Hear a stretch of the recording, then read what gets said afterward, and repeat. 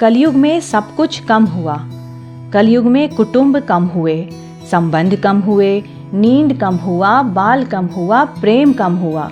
कलयुग में कपड़े कम हुए, शर्म कम हुए, लाज और लज्जा कम हुई, संस्कार कम हुए, खुशियों की उम्र कम हुई, भाई भाई में प्रेम कम हुआ, पठन पाठन कम हुआ, पुस्तक पठन कम हुआ, चलना फिरना भी कम हुआ, हर्षोल्लास का माहौल कम हुआ, रिश्तों में प्यार कम हुआ, मेहमान कम हुए, सत्य कम हुआ, घी मक्खन का स्वाद कम हुआ, संस्कार कम हुए, मेल जोल कम हुआ।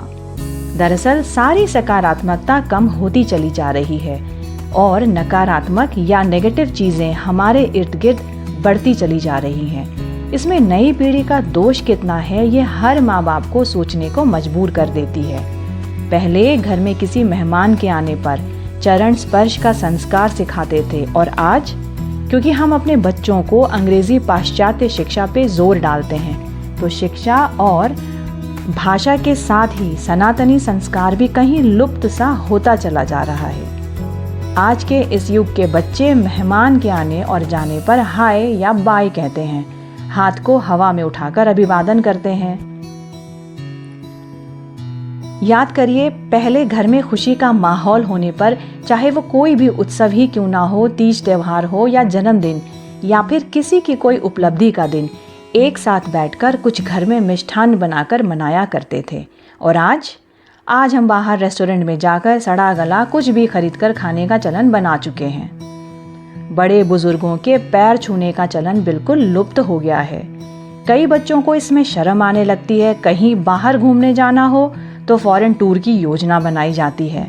धार्मिक स्थलों में जाना ना के बराबर ही रह गया है। चाहे वो समाज में चलते फिरते कहीं हो या इंटरनेट पर ही सही, पाश्चात्य सभ्यता, जिसे इंग्लिश कल्चर कहते हैं, के नाम पर अश्लीलता ही देखने को मिल रही है। परेशानी अंग्रेजी कल्चर को समझने की नहीं है। अंग्रेजी भाषा हो या कोई और, ये हमें अपने जानकारी के लिए, ग्लोबल नॉलेज के लिए सीखना तो ज़रूरी है, इसमें कोई दो राय नहीं। मगर अपनी संस्कृति को भूलना या श्रेष्ठतम ना समझना, ये तो सरासर बेवकूफ़ी है। मैं ये नहीं कह रही कि किसी भी सभ्यता, भाषा या कल्चर को ना जानें, ना सीखें, मगर ग्रहण वही करें जिसे हमारी खुद की सभ्यता, संस्कृति, भाषा और पहचान में ग्रहण ना लगे। हम सबका ये दायित्व बनता है कि अपनी सभ्यता, भाषा और संस्कृति को सहेज कर रखें और अधिक से अधिकतम इसको बढ़ने, फैलाने का प्रयास करें।